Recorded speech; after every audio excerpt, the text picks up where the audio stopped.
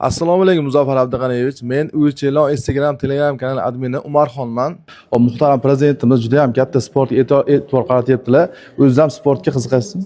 Ya albatta sportga o'zingiz qiziqmasangiz qanday sportchilar bilan gaplashasiz? O'zim ham qiziqaman. Birinchi navbatda mana o'zi hokimiyatni o'zimizni xodimlarning o'rtasida shanba kuni futbol kuni qilib, sport kuni o'zi asli e'lon qildik, lekin shanba kuni soat kechki 6 dan 8 gacha o'zimizni hokimiyat xodimlari bilan futbol uyushtirdik.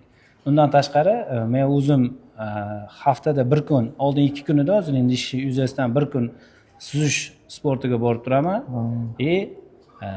Harakat qilamiz, imkon qadar hech bo'lmasa haftada bir kunimizni fitnessga qilib, o'zimizni sog'lig'imiz uchun ham harakat qilib shug'ullanib turamiz. Bevosita sportni o'ziga qiziqqan yoshlarni ham, sport bilan shug'ullangan nuroniylarni har biriga bir o'zgacha hurmat bilan qaraymiz. Yoshlarga nima maslahat berasiz? Yoshlarga maslahat o'qish kerak, ilm olish kerak, bilim olish kerak. O'zini sog'lig'i uchun ham sport bilan shug'ullanishi, uni doimiy shug'ullanishini tavsiya qilaman. Yashang, hammamiz xursandmiz. Tumanimiz kundan-kunga gullab yashnab boryapti. Tanlanish hisobingizga yasha, rahmat. Biz ham sizni Instagramdagi tarmoqlarda ko'rib yuribmiz. Harakatlaringiz yaxshi.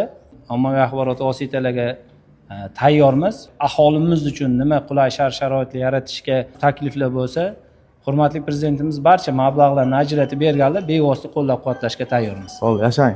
Rahmat. Yashang.